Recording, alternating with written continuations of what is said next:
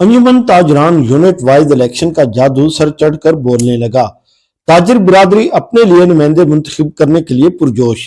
एक ही दिन में बानो बाजार के 2 यूनिट से ताजरान के मुख्तलिफ ग्रुपों से ताल्लुक रखने वाले उम्मीदवारों ने अपने अपने कागजात नामजदगी जमा करवाए।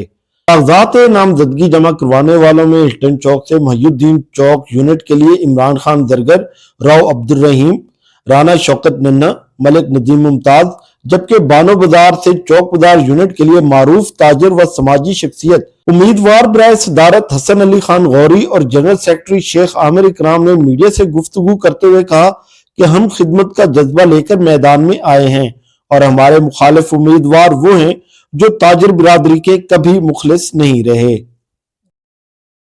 दूसरी जानिब इंसाफ ग्रुप से तल्लक रखने वाले उम्मीदवार बराए सदारत राना शौकत नन्हा का कहना था कि वो ताजिर बिरादरी की खिदमत के लिए इस मैदान में आए हैं और वो इंसाफ के साथ अपने तमाम ताजिर भाइयों का खिदमत करेंगे।